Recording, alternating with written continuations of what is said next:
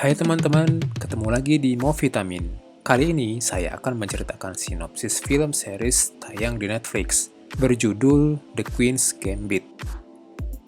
The Queen's Gambit adalah drama miniseri yang diadaptasi dari novel Walter Tevis yang terbit pada tahun 1983. Film ini dibintangi dengan apik oleh Anya Taylor-Joy yang juga tampil oke di serial Peaky Blinders. Film ini mengisahkan kehidupan seorang pemain catur yang jenius bernama Beth Harmon. Perjuangannya dari usia 8 hingga 22 tahun untuk menjadi pemain catur terhebat di dunia sambil berjuang keluar dari masalah emosi, ketergantungan obat dan alkohol. Latar ceritanya berada pada pertengahan tahun 50-an dan berlanjut hingga tahun 60-an. Walaupun bercerita tentang permainan catur, setiap orang sepertinya dapat menikmati cerita film ini tanpa mesti tahu tentang catur itu sendiri, karena skenario dan visual yang disajikan dapat membius penonton. Lalu seperti apa sih ceritanya? Yuk simak sampai tuntas. Tapi sebelumnya, klik tombol like dan subscribe terlebih dahulu ya.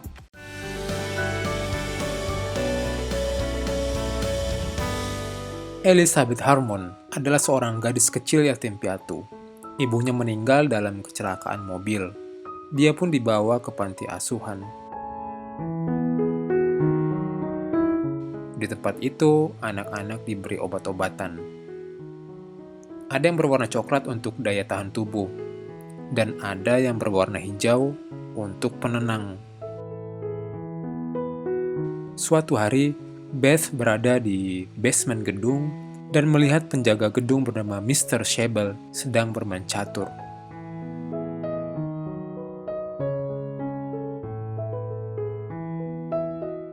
Hal itu membuat Beth tertarik dengan permainan itu dan memintanya untuk mengajari.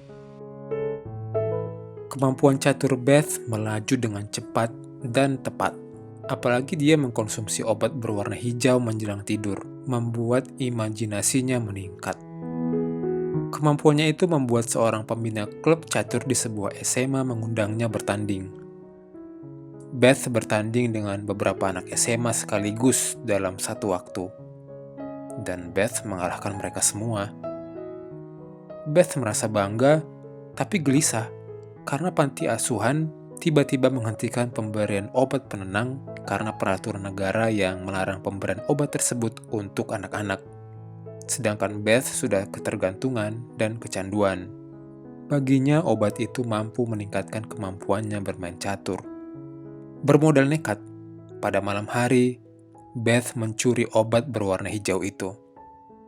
Seperti kesetanan, dia melahap berpuluh tablet. Tetapi ia ketahuan mencuri. Lalu, tiba-tiba Beth pingsan karena overdosis. Akibat kejadian itu, Beth dilarang bermain catur. Beth yang telah beranjak remaja diadopsi oleh keluarga Whitley. Setelah berada di lingkungan baru, ia mengetahui bahwa ibu angkatnya, Miss Whitley, menggunakan obat penenang seperti yang ia dapatkan di panti asuhan dulu. Secara diam-diam, Beth mencuri dan menggunakan obat milik ibu angkatnya itu. Beth pun mengikuti turnamen catur dengan meminjam uang Mr. Shebel. Di turnamen itu, Beth adalah pendatang baru yang tidak memiliki peringkat, tetapi akhirnya mampu mengalahkan peringkat satu negara bagian.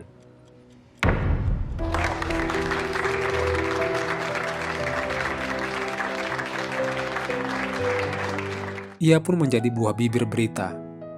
Sementara itu, ayah angkatnya tiba-tiba pergi meninggalkan Beth dan ibu angkatnya. Setelah mengetahui turnamen catur dapat menghasilkan uang, Miss Whitley merencanakan untuk Beth turnamen selanjutnya di luar kota. Beth dan ibunya pun melakukan perjalanan ke berbagai luar kota, di mana di setiap turnamen, Beth selalu menjadi pemenangnya. Ia mengalahkan Grandmaster, diwawancari majalah, mendapatkan pengakuan nasional, menjadi terkenal dan populer di sekolahnya. Beth pun mengikuti turnamen AS terbuka di Las Vegas. Sayangnya, di pertandingan itu, Beth dikalahkan oleh Grandmaster Internasional bernama Benny Watts. I had to retreat, but he kept coming. Beth mengalami kekalahan pertama kali dan membuat dirinya kecewa. Setelah lulus SMA, Beth dan Miss Whitley pergi ke Meksiko. Beth melawan seorang anak lelaki yang tangguh, sampai mereka menyelesaikan pertandingan selama 2 hari. Di pertandingan puncak, Beth bertarung dengan juara dunia asal Rusia bernama Borgov. Kali ini, Beth mengalami kekalahan. Lalu Beth menceritakan kekalahannya itu kepada ibunya. Selama bercerita, Beth tidak sadar bahwa ternyata ibunya telah meninggal mendadak yang disebabkan hepatitis. Beth kembali ke rumah dengan kesedihan yang mendalam. Lalu Beth dikunjungi Harry Beltic, juara negara bagian yang Beth kalahkan beberapa tahun lalu. Hubungan mereka pun menjadi semakin dekat. Beth kemudian bertemu dengan Benny di turnamen untuk melakukan pertandingan ulang. Dan kali ini, Beth menjadi pemenangnya. Setelah itu, Benny memberi Beth pelatihan agar bisa mengalahkan Borgov. Pertandingan internasional pun diadakan di Paris. Pada partai puncak, Borgov melawan Beth. Lagi dan lagi, Beth tidak mampu mengalahkan Borgov. Beth sangat kesepian dan semakin gemar meminum alkohol.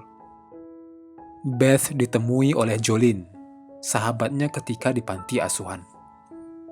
Jolene memberi kabar bahwa Mr. Scheibel telah meninggal dunia. Beth dan Jolene napak tilas ke panti asuhan, mengingat masa lalunya. Beth pun menyadari jika Mr. Scheibel sangat memperhatikannya selama ini. Setelah mendapat dukungan dari Jolene, Beth pergi menuju Rusia untuk turnamen. Di partai puncak, Beth kembali berhadapan dengan Borgov. Pertandingan diadakan sampai dengan 2 hari.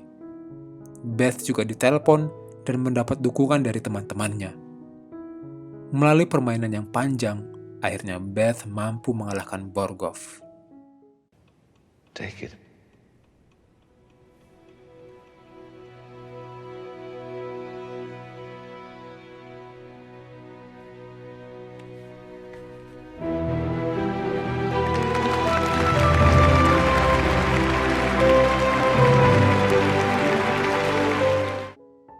Di perjalanan pulang, Beth singgah di tempat bermain catur para orang tua di tepi jalan, di tengah musim dingin.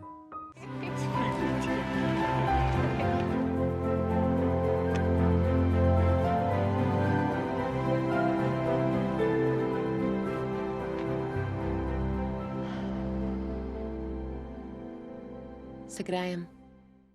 Begitulah film ini berakhir. Itu dia sinopsis cerita The Queen's Gambler. Film ini sungguh menyajikan alur yang rapi dan akting yang keren dari Anya Taylor-Joy. Visual tahun 60-an juga tergambar dengan cantik. Baiklah teman-teman, demikian sinopsis film kali ini. Terima kasih sudah menyimak dan menekan tombol subscribe. Tetap semangat dan sampai ketemu di video selanjutnya. Bye-bye.